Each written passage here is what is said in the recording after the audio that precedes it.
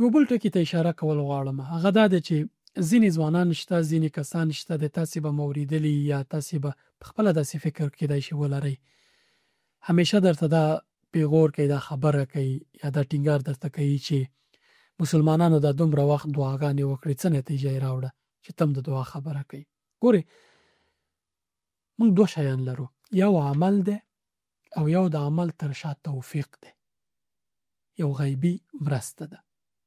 دعا باندې موږ دا نه وایو د عمل ارزښت نه کمو چې کله د دعا خبره کوو، اما دغه ټول نظام، دا ټول کائنات، دا هر څه چې کیږي دا د الله پاک په اراده، په امر، په مرسته او په توفیق باندې د دومره کارونه په دنیا کې، په کائناتو، په هر څه کې ترسره کیږي.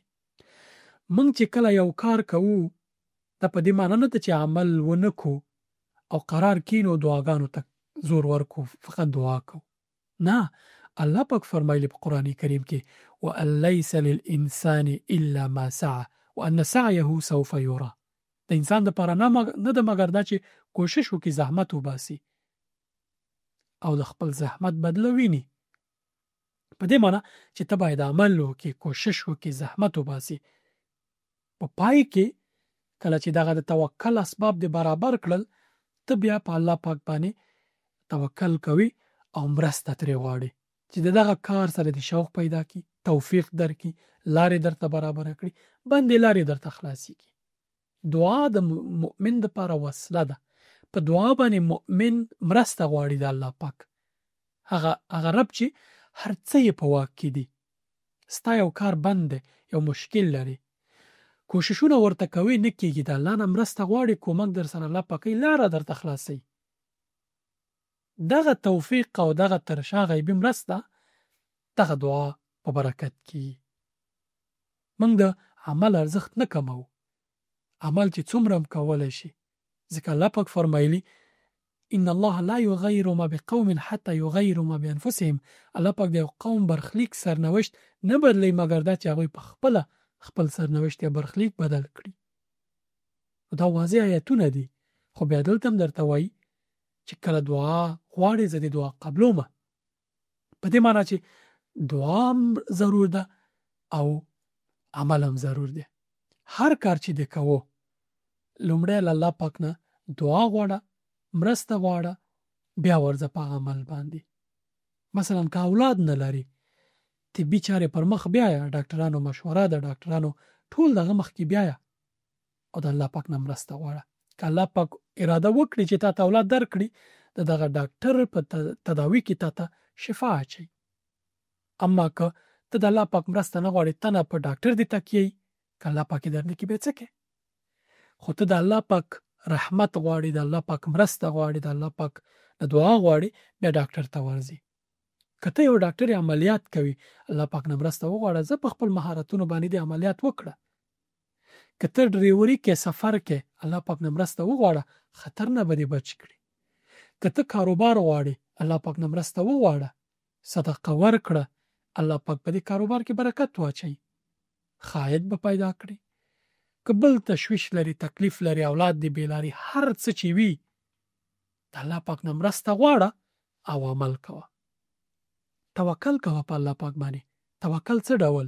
لومړی اسباب برابروه په دې فکر چې دا اسباب هر شی دي، بیا په الله توکل کوه داسې لکه دا الله پاک باندې توکل چې هر څه دي، یعنی لازم و ملزوم دي.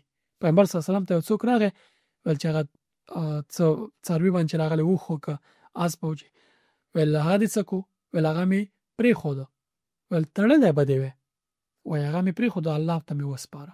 ویل چې نه، اعقلها وتوکل، اول یې وتړه، بیا په الله توکل وکړه. اسباب برابروه. دا په دې معنی نه ده چې ته قرار کښېنې تنه دعاګانې کې، عمل به هم کې، یو کار پسې به منډې ترړې هم کې او څنګ کې به د الله نه مرسته هم غواړې. الله پاک درته بندې لارې خلاصوي. دا وه د دعا د لړۍ اخري برخه. له دې وروسته انشاءالله په نورو لړیو باندې هم کار کوو، نور سیریسونو باندې هم کار کوو. که چېرته مو ګټه ترلاسه کړي له دغې لړۍ، نور ملګرو ته هم ولېږئ. ډېر خلک دې دعاګانې غواړي، طریقه باندې نه پوهېږي یا طریقه یې غلطه وي، بیا په الله پاک باندې بدګمانه وي، ګیلې کوي، شکایتونه کوي چې زما دعا نه قبلېږي. ستاسې دوستان به وي، ستاسې کورنۍ غړي به وي، ستاسې ملګري به وي، دا د دعا لړۍ هغوی ته ولېږئ او هغوی ته ووایئ چې مکمله یې وګوري. انشاءالله تر دې دمه که تاسې کتلي، مطمئن یم چې ګټه به مو ترلاسه کړې وي. د دې وروسته چې دعا کوئ په طریقه یې پوهېږئ، په وخت یې پوهېږئ او د دعا په اړه مې مهمې کیسې درته وکړلې، مهم روایتونه مې درته بیان کړل. نور الله پاک دې زموږ او ستاسې ټولو دعاګانې قبول کړي. ما ته هم پکې دعاګانې کوئ. الله پاک دې تاسې ښاد، خوشحاله، سرلوړي لري او الله پاک دې موږ او تاسې جنت کې سره راټول کړي. که څه ښه مې ویلي په دې لړۍ کې دا د الله پاک نه او که مې څه ناسم ویلي دا زما نفس او شیطان له طرفه. الله پاک دې موږ او تاسې ته معافي وکړي. په آخر کې دا وایم چې والله اعلم بالصواب. الله پاک په هر څه ښه پوهېږي. موږ انسانان کمزوري یو، خطاوې تېروتنې هم رانه کېږي. الله پاک دې موږ ته بښنه وکړي او تاسې ته هم. السلام علیکم ورحمة الله وبرکاته.